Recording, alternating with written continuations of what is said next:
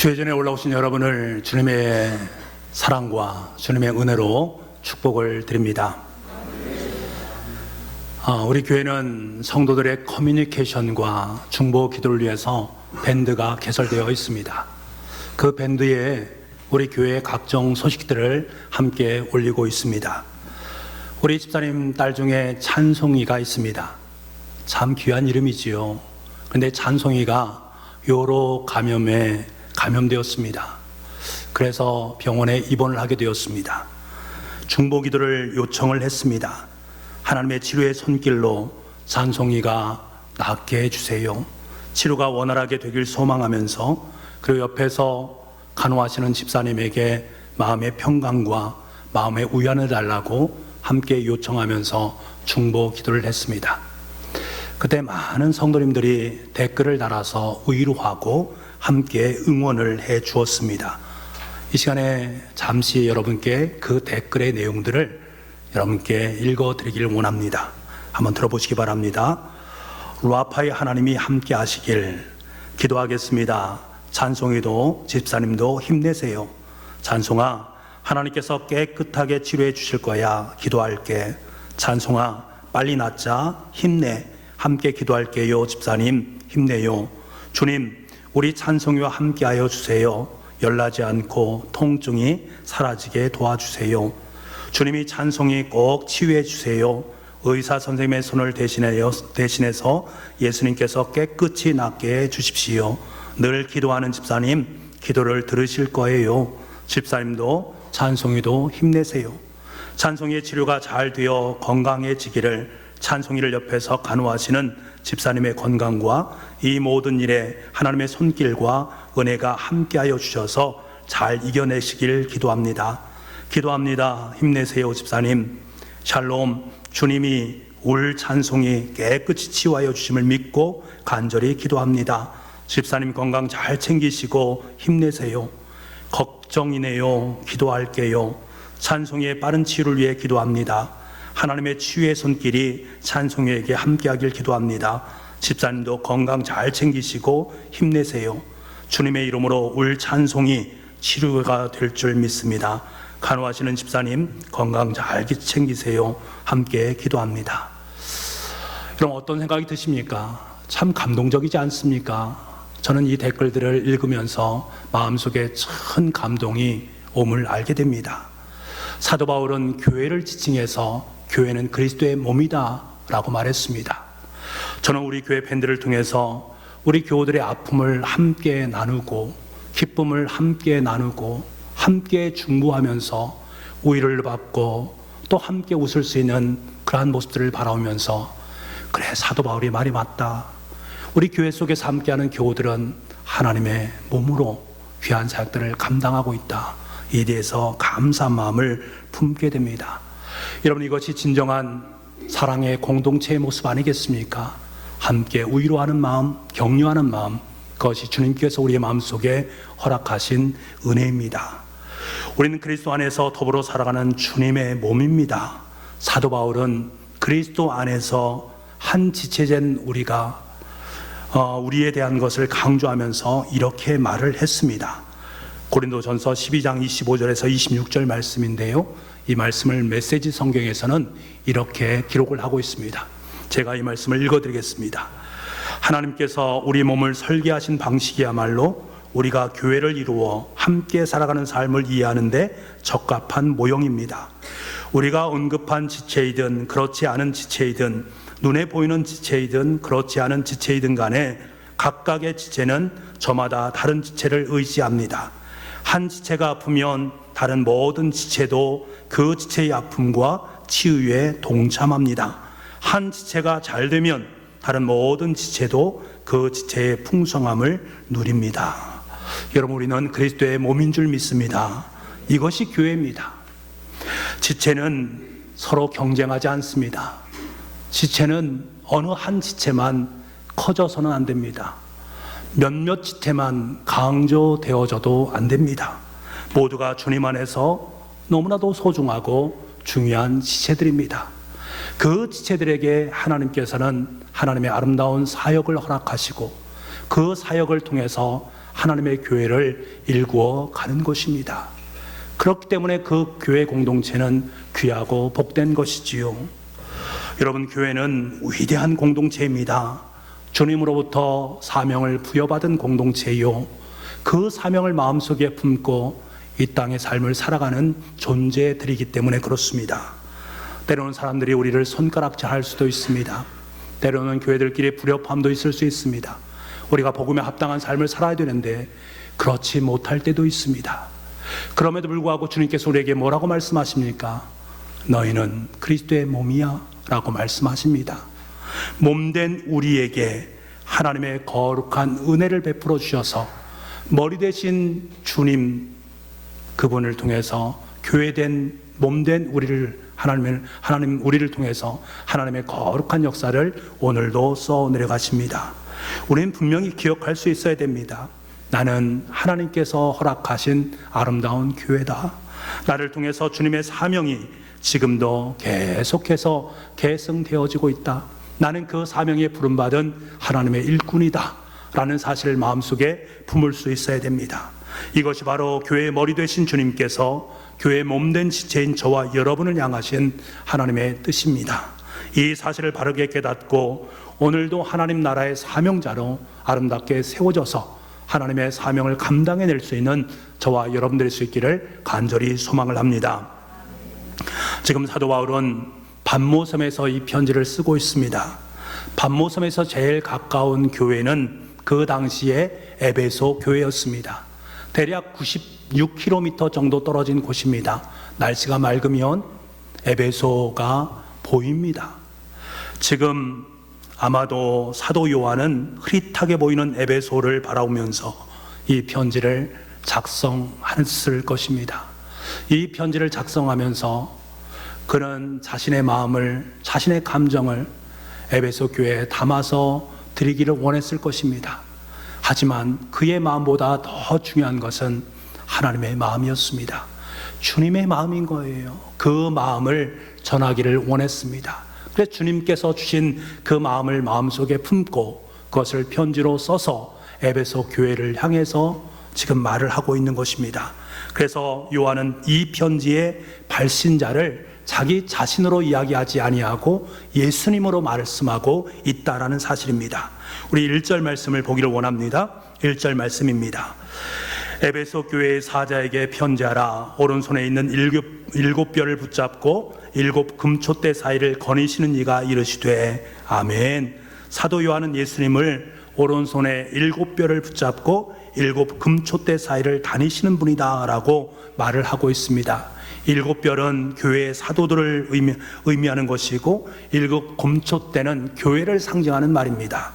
다시 말하면 주님께서는 교회를 주관하고 계시고 교회 가운데 계시고 교회 속에서 역사하는 분이다라는 사실을 분명히 말씀하고 있는 것입니다. 여러분, 주님은 일곱 뼈를 말하면서 그냥 일곱 뼈를 가지신 분이라고 말을 하지 않습니다. 일곱 뼈를 붙잡고 계신 분이라고 말씀하십니다. 이 모습 주님께서 가장 강력한 능력의 손길로, 짧지 않은 여호와 하나님의 손길로 교회를 붙잡고 있는 모습을 우리에게 말씀해 주는 것입니다. 그리고 주님은 금촛대를 말하면서 그저 일곱 금촛대 사이에 서 계신 분으로 예수님을 말씀하지 아니하시고 일곱 금촛대 사이를 거니시는 분으로 이야기하고 있다라는 사실입니다. 이것은 교회 현장을 다니시면서 활동하시고 교회의 구체적인 사역 앞에 동참하시고 간섭하시고 교회에서 말씀하시고 교회에서 친밀하게 역사하시는 주님의 모습을 우리에게 상기시켜 주고 있습니다. 여러분, 우리가 이 사실을 느낄 수 있어야 됩니다.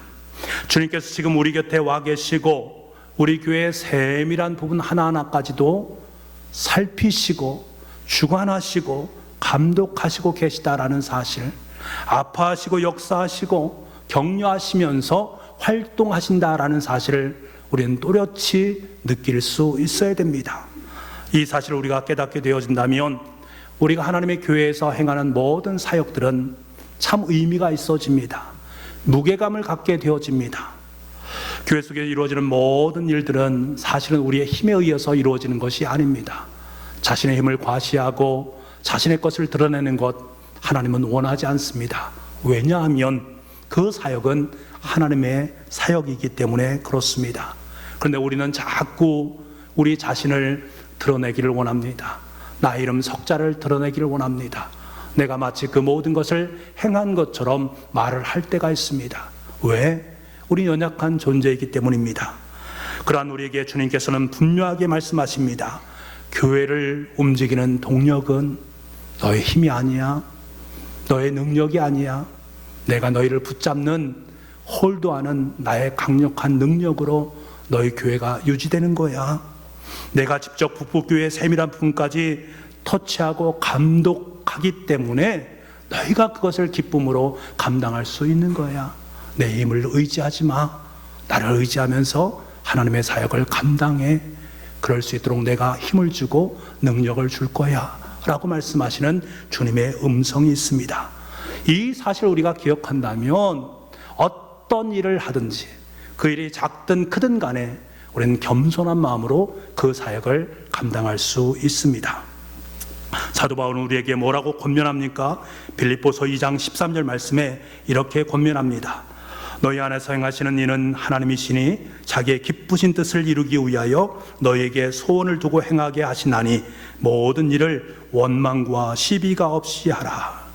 지난 36년 동안 우리 북북교회를 지금까지 인도하신 분은 하나님이십니다. 결코 짧지 않은 주님의 손길이 우리와 함께했기에 지금 이곳까지 이를 수 있었습니다. 주님께서는 그 길 도상에 우리에게 주님의 기쁘신 뜻을 허락해 주셨고 그 소원을 마음속에 품을 수 있도록 만들어 주셨습니다. 그 일을 이루기 위해서 주님께서는 지금도 저와 여러분과 함께 그 일을 감당하고 계신다라는 사실, 다시 말하면 이 주님의 소원은 계속적으로 진행되어지는 진행형이다라는 것을 우리는 알아야 됩니다.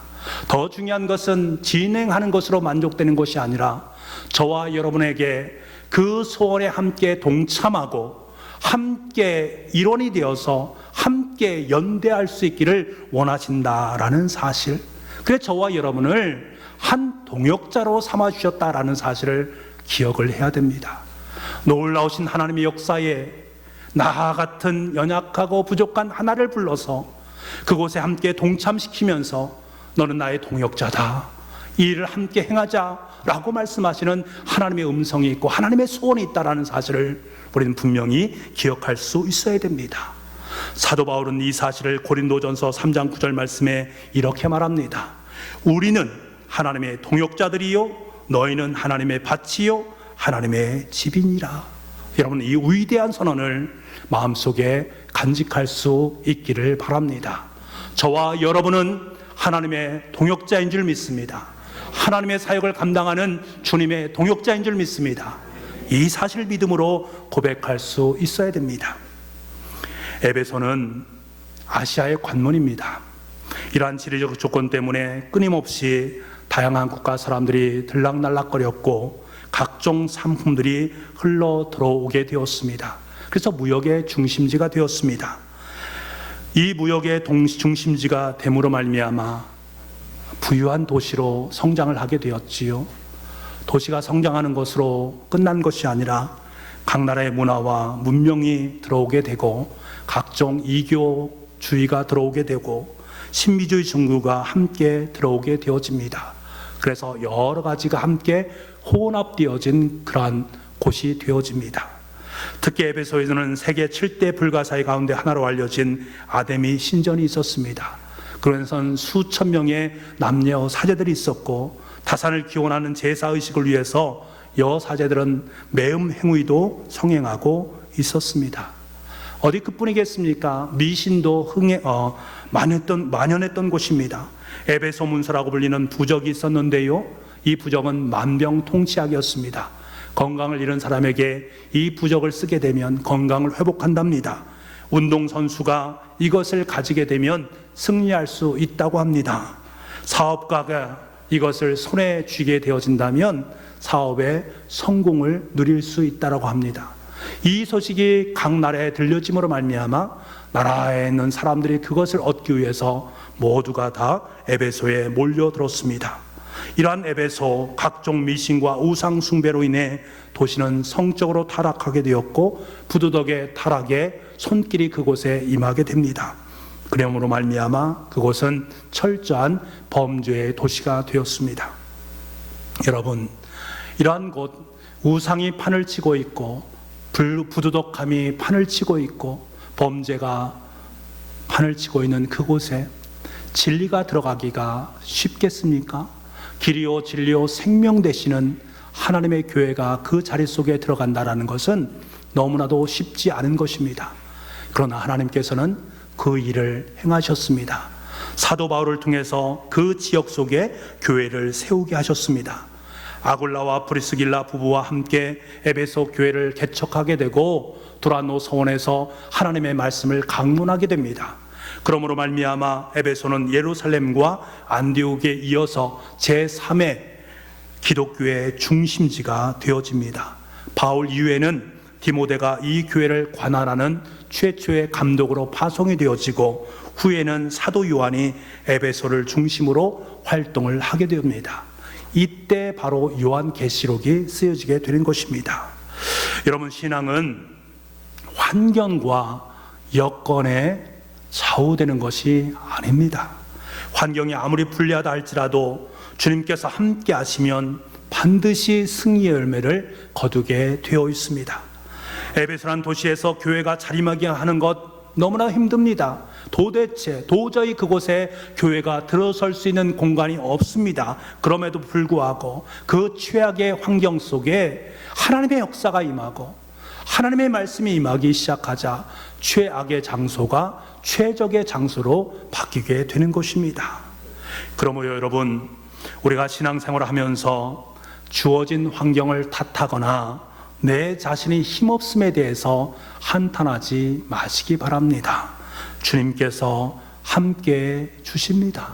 주님께서 우리의 삶의 자리를 너무나 잘 알고 계시고 그 자리가 힘들고 어렵다라는 사실을 알고 계시기에 주님의 손길이 역사하기 시작하는 것입니다. 그 역사의 손길로 말미암아 최악의 상황을 결코 짧지 않은 주님의 능력의 손으로 최상의 상황으로 아름답게 만들어서 승리의 열매를 여러분의 삶 가운데 덧입혀 주십니다. 그분이 바로 우리 아버지 하나님이신 줄 믿습니다. 계속되어지는 2절과 3절 말씀을 우리 함께 보기를 원합니다. 2절과 3절입니다. 시작. 내 인내를 알고 또 악한 자들을 용납하지 아니한 것과 자칭 사도라 하되 아닌 자들을 시험하여 그의 거짓된 것을 내가 드러낸 것과 또 내가 참고 내 이름을 위하여 견디고 게으르지 아니한 것을 아노라. 아멘. 에베소 교회는 주님으로부터 칭찬을 받지 않습니까? 그들의 행위와 수고와 인내에 대해서 칭찬을 받습니다. 이 수고라는 것, 그냥 일반적인 수고를 의미하는 것이 아닙니다. 기진맥진할 정도로 최선을 다해서 쏟아놓는 수고, 그 열정을 의미하는 것입니다. 그들은 하나님의 복음, 예수 그리스도의 이름을 위해서 진력을 다했습니다. 자신의 온 기력을 다 쏟아부었습니다. 예수님의 이름을 지키기 위해서 애쓰고 수고한 그들의 모습, 힘에 겹도록 애쓰는 그들의 모습을 바라보시는 예수님께서 어찌 그들을 칭찬하지 않을 수 있겠습니까? 여러분, 생각해 보십시오. 당시에 그렇게 애쓰고 수고한다고 누가 알아주는 사람이 있습니까? 그 에베소 도시에 야, 너희 교회 정말 잘한다, 참 잘한다 라고 그들을 칭찬해 주는 사람이 있습니까? 아닙니다. 도리어 반대자들이 휘두른 폭력에 노출되어 있는 상황 속에 있습니다. 참 어려운 상황 속에 있습니다. 그럼에도 불구하고 에베소 교회는 끝까지 그리스도의 이름을 위해서 사역을 감당했습니다. 그 수고와 애씀을 누가 알아주었습니까? 하나님.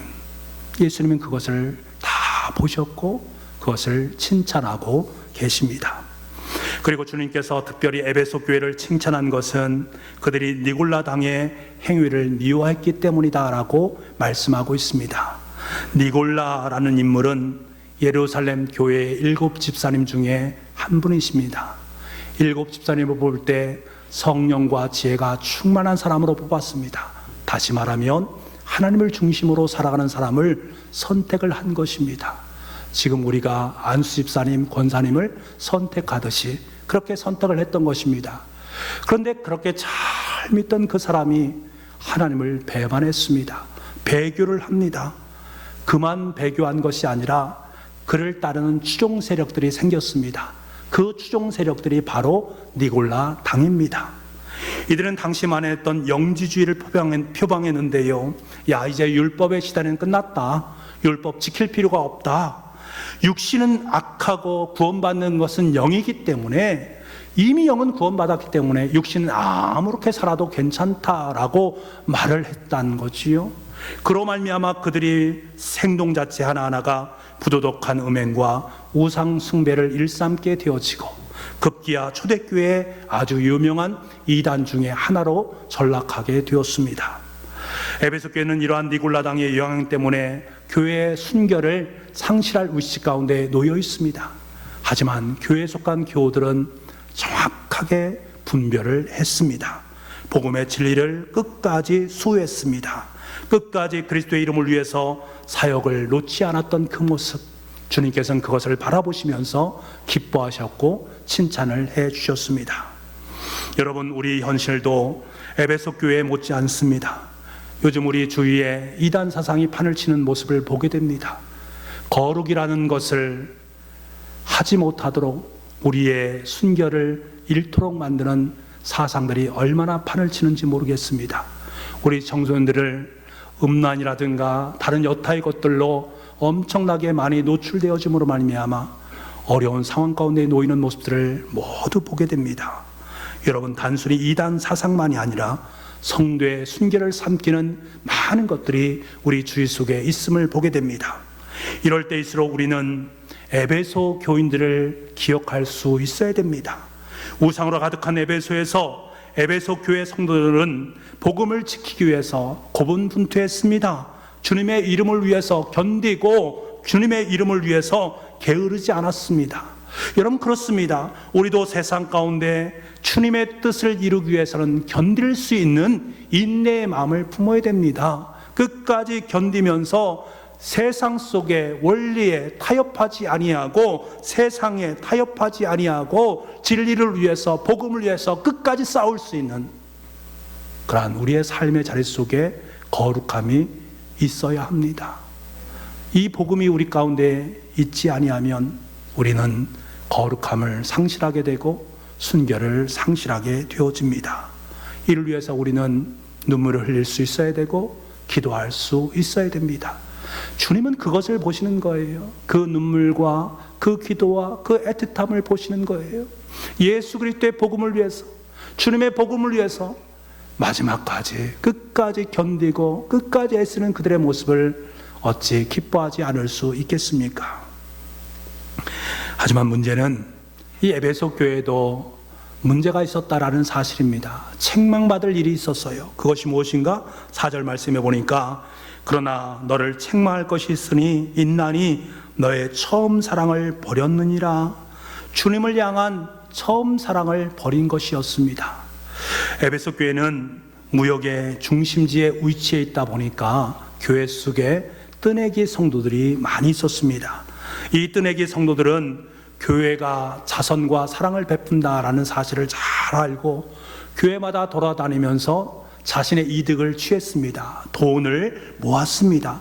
그래서 이들 중에는 일부가 상당한 재산을 긁어 모아서 호의호식하는 사람들도 있었습니다. 에베소 교회는 이런 무리들을 철저하게 분별해서 교회들 성도 간에 함께 교제하는 것을 금하고 아예 교회 입교조차를 거절을 했습니다. 그래서 뜨내기 교인들을 받아들이지 않았던 것들이지요. 그리고 들어온 사람도 그 정도가 심하다라고 하면 가감없이 출교를 단행을 했습니다. 정말로 정상적인 것 아니겠습니까? 그런데 이것이 문제가 됩니다. 교회를 어지럽히는 뜨내기들을 분별하고 니골라당과 같은 이단들의 골몰하다 보니까 그만 사랑의 불이 식어지기 시작했다라는 것입니다. 교회 안에 잘못된 사람들을 구별하고 교회의 정통을 지키는 그 열심이 비판적인 신앙으로 기울어지게 되어지고 그러다 보니까 사랑의 교제가 점점점 식어지게 되어진 것입니다. 사랑의 교제가 식어지다 보니까 하나님에 대한 열정의 마음도 식어지게 되고 교회의 본질인 사랑의 공동체의 모습이 점점 상실되어져 가게 됩니다. 여러분, 우리는 복음의 진리를 정확하게 분별할 수 있어야 됩니다. 아닌 것은 아니다라고 단호하는 마음이 우리 가운데 있어야 됩니다. 이것이 하나님의 공의의 마음 아니겠습니까? 그런데 이것만 가지고는 안 됩니다. 우리에게 더욱더 필요한 것은 하나님의 사랑입니다. 교회 공동체는 사랑을 잃어버린 비판의 장소가 되어서는 안 됩니다. 자기 눈에 들보는 깨닫지 못하고 다른 사람의 눈에 있는 티끌을 바라보면서 너 잘못했어, 너 아니야 라고 판단하는 것은 잘못된 것이지요. 어거스틴은 제자들에게 이렇게 말을 했다고 합니다. 그대들은 진리를 한 번 강조할 때 사랑을 두 번 강조하시오. 세상은 우리의 사랑을 통해서만 진리를 분별할 수 있기 때문이요. 오직 진리는 사랑을 통해서만 발견되는 것이다. 그러니까 정의를 말하고 공의를 말하기 이전에, 진리를 말하기 이전에 그것을 한 개를 말했다면 너희는 사랑을 두 번을 말해야 된다. 그럴 때 하나님께서 그 교회를 기뻐하신다. 그럴 때 그 교회가 사랑의 공동체로 아름답게 설 수 있다라고 말씀을 하고 계신 것입니다. 여러분, 이 사실을 우리는 기억을 할 수 있어야 됩니다. 에베소 교회는 사랑이 식어지고 처음 사랑을 잃어버리는 치명적인 결함을 낳게 되었습니다. 그래서 예수님께서 뭐라고 말씀하십니까? 야, 너희들 그것은 아니야. 잘못된 것이야. 처음 사랑을 잃어버린 것 잘못된 것이야. 너희의 교회의 촛대를 내가 옮길지도 몰라 라고 말씀합니다. 촛대가 옮겨졌다는 것은 무엇을 말합니까? 더 이상 너희 교회는 교회가 아니다라는 것을 말씀하는 거예요. 사랑이 없는 교회는 더 이상 교회가 아니다라는 거예요. 사랑 속에서 생명이 잉태하기 때문에 그렇습니다. 여러분, 에베소 교회는 땀을 흘리며 심신이 기진맥진할 정도로 열심히 사역을 감당했습니다. 모든 환난과 고난을 용감하게 견뎌내면서 열심히 봉사했습니다. 어디 하나 나무랄 데 없는 신앙의 모습으로 섰습니다. 그런데 문제는 사랑이 식어가고 있다는 사실입니다. 그래서 그 교회의 촛대를 붙잡고 계신 예수님께서 촛대의 불을 꺼뜨리지 않으시기 위해서 처음 사랑으로 돌아가라, 처음 사랑으로 돌아가라 라고 말씀하고 계십니다. 여러분, 어떻게 하면 처음 사랑의 감격을 다시금 회복할 수 있을까? 우리 교우들 중에서 많은 분들이 그런 얘기를 하십니다. 처음에 가졌던 그 사랑 식어버렸습니다. 지금 그 사랑이 내 마음속에 있는지도 잘 모르겠습니다. 내가 주님을 사랑하는지도 잘 모르겠습니다. 주님께 지금 나와 함께 하시는지도 잘 모르겠습니다. 이렇게 말씀하는 분을 볼 때가 있습니다. 마음이 너무 많이 아픈 거지요. 그런데 혹시라도 그런 분이 계시다면 주님의 말씀에 귀를 기울여 보십시오. 5절 말씀이 여러분의 생명의 큰 은혜, 그러한 마음속에 큰 감동으로 작동할 수 있기를 간절히 소망하는데요, 우리 5절 말씀을 함께 보기를 원합니다. 같이 보겠습니다. 시작. 그러므로 어디서 떨어졌는지를 생각하고 회개하여 처음 행위를 가져라.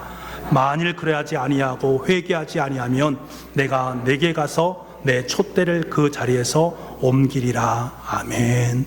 네가 어디서 떨어졌는지를 생각해 보아라. 다시 말하면 신앙생활의 초기에 가졌던 뜨거운 사랑을 너희가 다시금 생각해야 된다. 그때의 감격을 기억해야 된다라고 말씀하고 계신 것입니다. 우리가 처음 예수님 만났을 때 그 감동을 여러분 잘 알고 계시지 않습니까? 저도 그 감동이 지금도 생생히 기억이 납니다. 그냥 울었습니까? 꺽꺽 울었습니다. 얼마나 나의 죄로 말미암아, 나의 부족함으로 말미암아 주님께서 십자가에 못 박혀 돌아가셨단 말인가, 그 사실 앞에 고꾸라져서 하염없이 통곡하고 눈물을 흘렸던 기억이 생생납니다. 그때 우리의 마음 어떻습니까? 하나님의 사역 앞에 서는 것들이지요. 열심과 헌신을 다해서 하나님의 사역을 감당하는 뜨거움이 있었습니다. 내 인생, 내 마음속에 촛불이 활활 타오르는 그러한 시간이 있었단 말입니다. 그런데 여러분, 돌아보시기 바랍니다. 그때 내가 가지고 있던 그 뜨거운 열정의 마음과 지금 내가 하나님 앞에 과연 이 마음을 갖고 있는가를 한번 생각해 보시기 바랍니다. 그때보다 더 뜨거워야 되는데, 그때보다 더 열정을 가져야 되는데, 그때보다 더욱더 헌신하고 애쓰고 봉사하는 마음을 가져야 되는데, 만약 그때보다 그러한 마음이 부족하다면 행여나 내 마음속에 주님의 촛불이 흐려지고 있다라는 사실, 꺼져가고 있다라는 사실, 이것을 여러분 명심할 수 있어야 됩니다. 그대로는 안 되는 거예요. 다시금 활활 그것을 불태울 수 있어야 됩니다. 그래서 주님 앞에 그렇게 할 수 있는 것은 하나님 앞으로 돌아오라, 회개하라 라는 말씀입니다. 당자가 내가 일어나서 아버지께 가서 이르기를 아버지여 내가 죄를 지었나이다 그렇게 말하겠다라고 아버지께로 돌아온 것처럼, 잘못한 부분이 있으면 회개하고 주님 앞에 나와서 토로하면 된다라고 말씀하시는 주님의 음성이 있는 것입니다. 여러분, 첫사랑의 감격을 회복하는 것 중요합니다. 더 나아가서 그 사랑이 회복될 수 있도록 회개하고 다시금 주님께로 돌아올 수 있어야 됩니다. 처음부터 다시 시작할 수 있는 결단의 마음이 우리 가운데 있어야 됩니다. 이것이 바로 처음 행위를 가지라는 주님의 음성에 응답하는 방법입니다. 다시금 처음 행위를 회복하는 것입니다. 첫사랑의 감격을 다시금 회복하고 행위와 수고와 인내로 나에게 맡겨진 사명을 감당하는 것입니다. 여러분, 건강한 교회는 첫사랑의 감격이 살아있는 교회입니다. 여러분, 우리 교회가 건강한가 건강하지 않은가 교회 모습을 바라보지 마시고 여러분 자신을 바라보면 됩니다. 내가 예수 그리스도라는 그 이름만 들어도 가슴이 뛰기 시작하는 것, 예수님 그 이름 석자만 들어도 내 가슴이 뛰고 내 가슴 속에 열정이 다시금 회복되는 그 마음이 내 삶 속에 있다면 우리 교회는 건강한 교회입니다. 주님의 이름 때문에 소망이 내 삶 속에 차오르고 그것 때문에 내가 행복겨워서 눈물을 뚝뚝 흘릴 수 있는 그러한 성도들이 우리의 삶 속에 있어진다면 그 교회는 건강한 교회입니다. 우리 교회가 건강한가? 아니요. 여러분이 건강한가를 먼저 질문할 수 있어야 됩니다. 요즘 얼마나 많은 청년들이 아이돌에 관심을 많이 갖습니까? 자기가 가진 것들 아이돌을 위해서 많이 쏟는 모습을 봅니다. 요즘에 또 트롯이 얼마나 유행을 합니까? 하루 종일 트롯을 틀어놓고 따라 부르면서 그 사람을 만나기를 고대하고 그 음악을 듣기를 고대하는 모습들을 보게 됩니다. 그런데 여러분 생각해 보십시오. 내가 신실한 그리스도인이라고 자부하는 우리가 정작 예수님을 대하는 태도가 이보다 못하다면 정말 부끄러운 일 아니겠습니까? 내 자신을 다시 한번 돌아볼 수 있어야 됩니다. 우리가 신앙생활을 하다 보면 자신도 모르게 잘못된 길로 들어설 수 있습니다. 그래서 우리는 항상 내 자신의 길을 돌아볼 수 있어야 됩니다. 잘못된 길을 들어섰다라는 것을 깨닫는다면 돌아오면 됩니다. 다시금 회개해서 주님의 처음 사랑으로 회복하고 그곳으로부터 다시금 하나님의 사랑의 사역을 감당하면 되는 것입니다. 우리가 죄악된 세상을 이기는 길은 처음 사랑을 회복하는 길입니다. 주님과의 처음 사랑의 감격을 찾는 길밖에 없는 것입니다. 마음에 촛대 불이 꺼져가고 있다면 처음 사랑을 회복하는 것, 그곳에서부터 우리의 사명은 다시금 시작된다라는 사실을 꼭 기억할 수 있기를 원합니다. 사랑하는 청주 북북교회 교우 여러분, 첫사랑의 감격을 회복할 때에 우리는 건강한 신앙인으로 살아갈 수 있습니다. 첫사랑이 회복될 때에 우리 교회는 건강한 그리스도의 몸으로 세워질 수 있습니다. 그러한 저와 여러분에게 주님께서는 다음과 같이 말씀하십니다. 처음 사랑의 감격을 회복하는 너희에게는, 너희의 북북교회는 내가 낙원에 있는 생명나무의 열매를 너에게 주어서 먹게 하겠다. 아멘. 아멘. 여러분, 하나님과의 첫사랑의 회복을 통해서 하나님 나라의 생명나무 열매를 마음껏 즐길 수 있는 첫사랑의 주인공들이 다 되실 수 있기를 간절히 소망합니다. 2020년 얼마 남지 않았습니다. 이대로 사시겠습니까? 첫사랑을 다시금 회복하시고 하나님 앞에 서시고 하나님의 사명 앞에 눈물로 화답할 수 있는, 그래서 멋진 첫사랑의 주인공으로 다시금 우뚝 설 수 있는 저와 여러분의 삶이 되시기를 간절히 소망합니다. 기도하겠습니다. 아버지 하나님, 첫사랑의 감격을 기억을 합니다. 그때의 눈물과 애씀과 수고를 기억합니다. 다시금 그 자리로 돌아가기를 소망합니다. 다시금 그곳으로부터 열정의 마음과 헌신의 마음을 품기를 원합니다. 우리 사랑하는 모든 교우들의 삶의 자리 속에 그런 하나님의 마음을 주시고 그 마음을 통해서 건강한 신앙으로, 건강한 그리스도의 몸으로 아름답게 세워질 수 있는 우리 교우들과 우리 교회 될 수 있도록 주님 역사하여 주옵소서. 모든 말씀을 예수님의 이름으로 기도하옵나이다. 아멘.